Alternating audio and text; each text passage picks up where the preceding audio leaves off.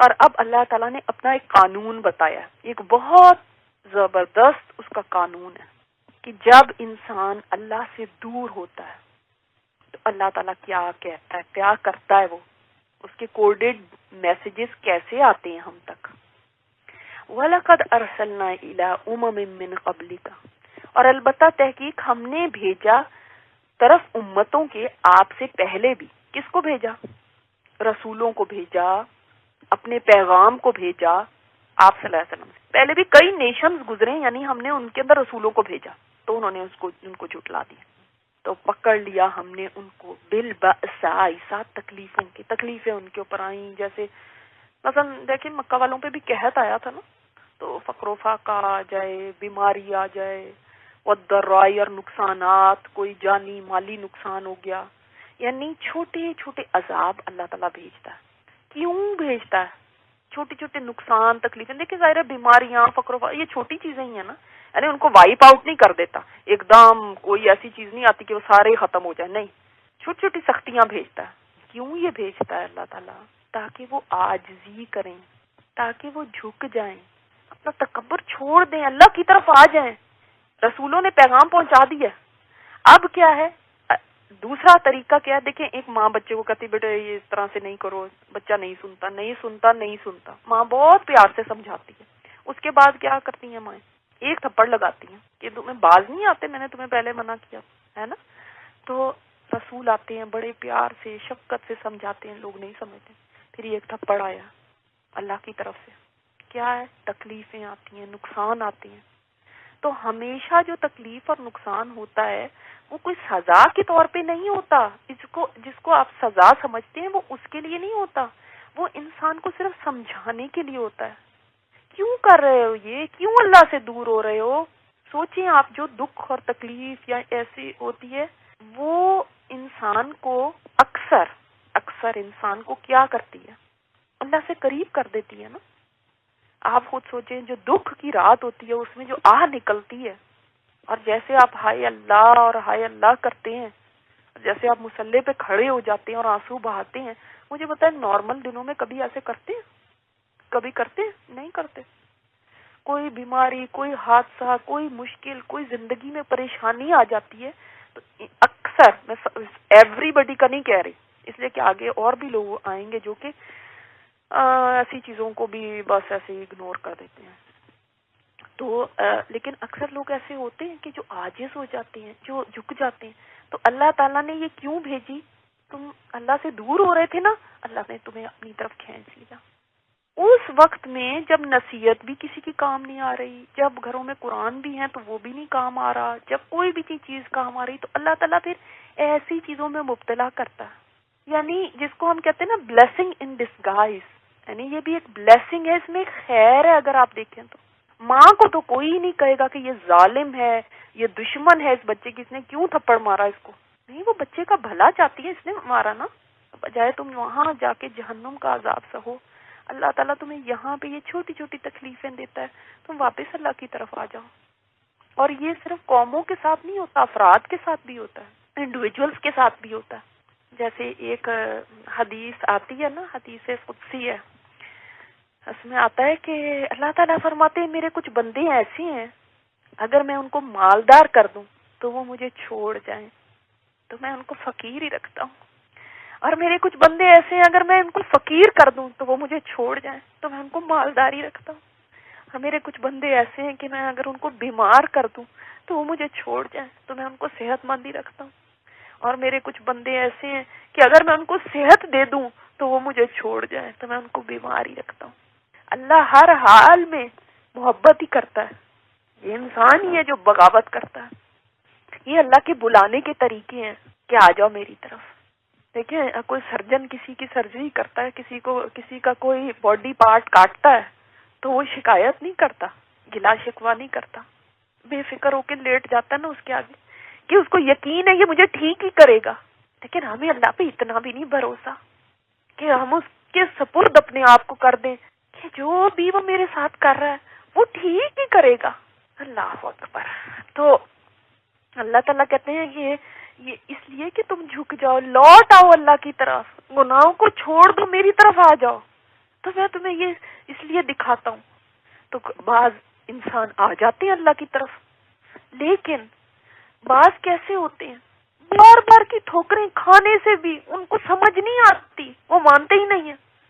وہ کیا کہتے ہیں یہ تو بس زمانے کا اتار چڑھاؤ ہے، دیکھے زندگی میں اپ اینڈ ڈاؤن تو آتے رہتے ہیں اور ایسے ہوتا ہے. ان کو سمجھانے والے بھی یہ اسی طرح سمجھاتے ہیں نا. ہم جب کسی کو سمجھا رہے ہوتے ہیں تو ہم کیا کہتے ہیں؟ بس جی اپ اینڈ ڈاؤن زندگی کے ہیں، کوئی بات نہیں، حوصلہ کرو، تم آگے چلو. نہیں، بس اپ اینڈ ڈاؤن کہہ دیا زندگی کا. یہ نہیں بتاتے کہ اللہ تمہیں میسج دے رہا ہے اپنی طرف بلانے کا. آزمائشیں بھی ہوتی ہیں. اب بعض لوگ کہیں گے کہ نہیں وہ تو فلاں تو پہلے ہی اللہ کی طرف ہے، اور انبیاء کے اوپر بھی سختیاں آئیں، تکلیفیں آئیں، تو ان کا کیا ہے؟ ہر ایک چیز ایک ہی اس کی نہیں ہوتی. یعنی کسی کے اوپر آئے گی ڈیپینڈنگ آن حالات دوسرے بندے کے، کسی کے اوپر آئے گی وہ پہلے سے اللہ کی طرف ہے، تو اللہ تعالیٰ اس کے درجے بلند کرنا چاہتا ہے. کسی کو اللہ آزمانا چاہتا ہے کہ کتنا پکا ہے میرے راستے پہ، اور کسی کے لیے اللہ کا بلانے کے لیے ایک طریقہ ہے. جن چیزوں کو ہم برا سمجھتے ہیں وہ ہمارے لیے ان میں خیر ہوتی ہے. تو اب جو لوگ نہیں سنتے، جو لوگ بات نہیں مانتے، پھر بھی نہیں سنتے، کچھ سبق نہیں سیکھتے، اللہ کی طرف نہیں آتے، فَلَوْلَا إِذْ جَاءَهُمْ بَأْسُنَا، اللہ تعالیٰ نے گلہ کیا ہے کہ کیوں نہیں ایسا ہوا کہ جب ہماری طرف سے بأس ان کے اوپر آئے، کوئی عذاب آئے، کوئی تکلیف آئی، کوئی نقصان آئے، تضرعوا، تو وہ عاجزی اختیار کرتے، وہ اللہ کے آگے جھک جاتے. کیوں نہیں ایسے ہوا؟ وہ تو اور ہی ڈھیٹ ہو گئے. کیوں میرے ساتھ یہ ہوا؟ کیوں ایسے ہوا؟ میں ہی رہ گئی تھی، یہ ہوا، پتہ نہیں کیا کیا چیزیں. وَلَٰكِنْ قَسَتْ قُلُوبُهُمْ، ان کے دل اور سخت ہو جاتے ہیں. بجائے کہ نرم ہو جائے دل، بجائے کہ اللہ کے آگے اور جھک جائیں، اور وہ اللہ سے ناراض ہو جاتے ہیں. اب تو میں نے نماز بھی نہیں پڑھنی، کیا ملا مجھے تو کچھ ملا ہی نہیں، مجھے اس سے کیا ملا. اور بعض لوگ کے اوپر جب ایسی مشکلات آتی ہیں تو وہ اللہ سے دور ہو جاتے ہیں. اللہ تعالیٰ معاف فرمائے، اللہ سے ایسے دور ہوتے ہیں کہ اللہ کا نام لینا بھی نہیں پسند کرتے. پھر ایسے دور ہوتے ہیں بالکل ہی چلے جاتے ہیں دوسری طرف.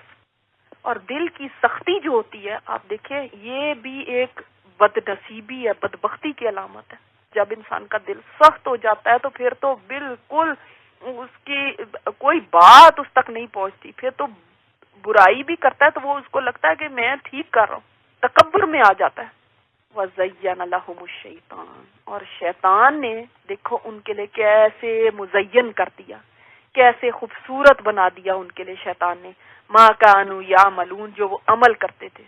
شیطان نے کس طرح سے ان کی بدعمالیوں کو بھی ان کے لیے مزین کر دیا، بیوٹیفائی کر دیا. شیطان کیسے بیوٹیفل کرتا ہے کسی کے عمل کو، کہ جب انسان کو اپنا عمل، برائی کا بھی جو عمل ہے نا، گناہ بھی، انسان اس کی تعویلیں کرنے لگتا ہے کہ پھر کیا ہو گیا اگر میں نے ایسا کر دیا. مثال کے طور پہ ایک طوائف ہے جو برائی کے کام کرتی ہے، اور اس کے بعد وہ کوئی یتیم بچے ہیں ان کی کفالت بھی کرتی ہے.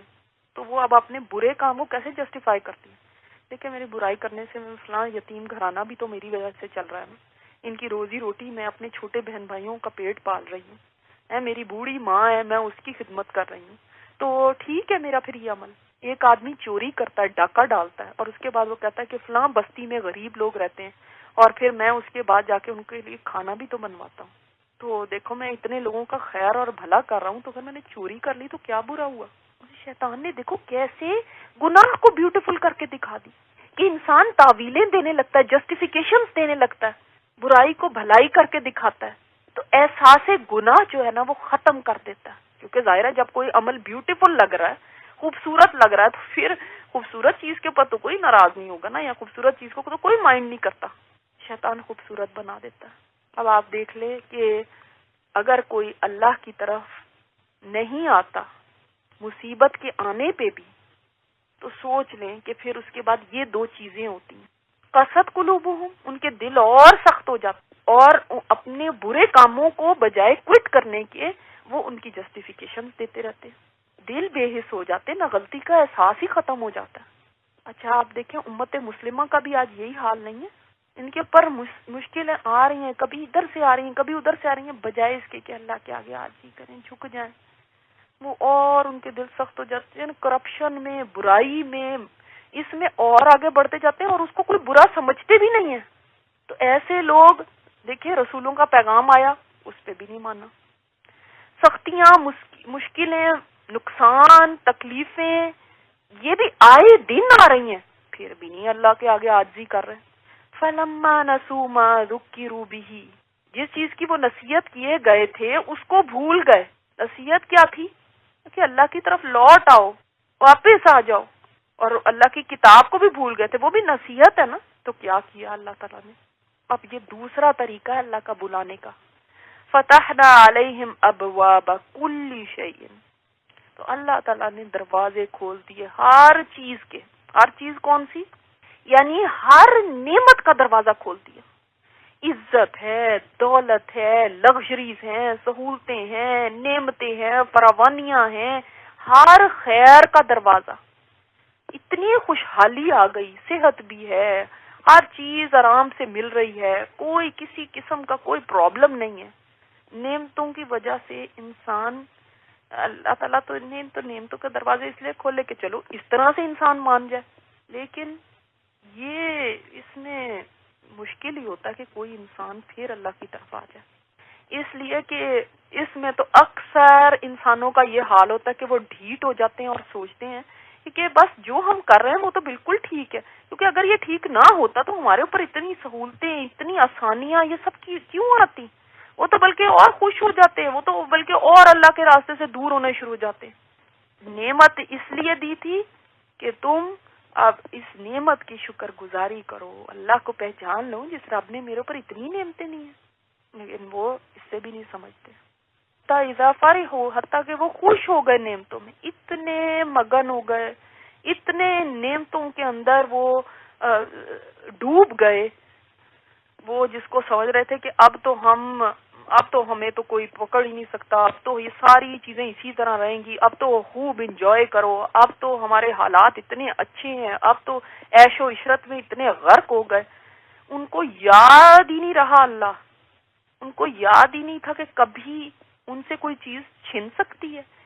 انسان کو جب نعمتیں ملتی رہتی ہیں نا، وہ اتنا نہ ڈر بے خوف ہو جاتا ہے، اس کو لگتا ہے ہمیشہ رہیں گی. نہ اس کو شکر کرنے کا کوئی ہوش ہوتا ہے، نہ اس کو کوئی اس چیز کا احساس رہتا ہے کہ یہ کوئی نعمت ہے جو مجھے ملی ہوئی ہے. لیکن ایک بندہ جس کو نعمتیں بہت دی ہوتی ہیں نا، وہ یہ سمجھ لیتا ہے بڑا انعام مل رہا ہے، بڑا انعام مل رہا ہے. اس پہ بھی ڈر جایا کرے، اس کو بھی یہ سوچے اللہ یہ کہیں استدراج تو نہیں ہے، کہیں میری پکڑ کے لیے تو نہیں ہے، اللہ اس کے ذریعے میری پکڑ نہ کرنا، مجھے نعمتیں ملنے کے بعد جھکنے والا بنائے رکھنا، شکر گزار بنائے رکھنا. تو یہ بھی اللہ کا ایک طریقہ ہوتا ہے کہ اللہ تعالیٰ پھر اس کے بعد ایسا پکڑتا ہے کہ پھر انسان کو سنبھلنے کا موقع نہیں ملتا، بالکل مایوس ہو جاتا ہے. تو انسان یہ سمجھ لے کہ نعمتوں کا ملنا بھی، ہم سوچتے ہیں نعمتیں مل رہی ہیں کسی کو، بڑا اچھا، بڑا یہ ظاہر ہے اچھا ہی ہوگا جو اس کو نعمتیں مل رہی ہیں، اور یہ تو برے ہی ہوں گے جن کو تکلیفیں آ رہی ہیں. نہ نعمت کا ملنا کسی چیز کی گارنٹی اور نہ تکلیفوں کا آنا کسی چیز کی گارنٹی، یاد رکھیں. اس لیے نعمت ملنے پہ بھی انسان جھکا رہے، ہمیشہ انسان اللہ تعالیٰ کے سامنے عاجزی رکھے، ہر حال میں عاجزی رکھے. اسی لیے امام حسن بصری فرماتے ہیں کہ جس نے کشادگی کے وقت اللہ کی ڈھیل نہیں سمجھی وہ بے عقل ہے. اس کو سمجھو کہ اللہ نے مجھے ڈھیل دی ہے، اور جس نے تنگی کے وقت رب کی رحمت کی امید چھوڑ دی وہ بھی بے وقوف ہے. پھر انہوں نے اسی آیت کی تلاوت فرمائی اور فرماتے ہیں رب کعبہ کی قسم، ایسے لوگ بھی ہیں جو اپنی چاہتوں کو پورے ہوتے ہوئے دیکھ کر اللہ کو بھول جاتے ہیں اور پھر اللہ کی پکڑ میں آ جاتے ہیں. جب میری چاہت میں نے کی وہ پوری ہو گئی، یہ مانگا یہ بھی پورا ہو گیا، وہ مانگا وہ بھی پورا ہو گیا، یہ دیکھ کے اللہ کو ہی بھول جاتے ہیں، بجائے اس کے کہ شکر گزار ہو جائیں، جھک جائیں. اور مسند احمد میں رسول اللہ صلی اللہ علیہ وسلم فرماتے ہیں جب تم دیکھو کہ کسی گناہگار شخص کو اس کی گناہگاری کے باوجود اللہ کی نعمتیں دنیا میں مل رہی ہیں تو اسے استدراج سمجھنا، یعنی ایک مہلت ہے جو اللہ نے دی ہے. پھر آپ صلی اللہ علیہ وسلم نے اسی آیت کی تلاوت فرمائی.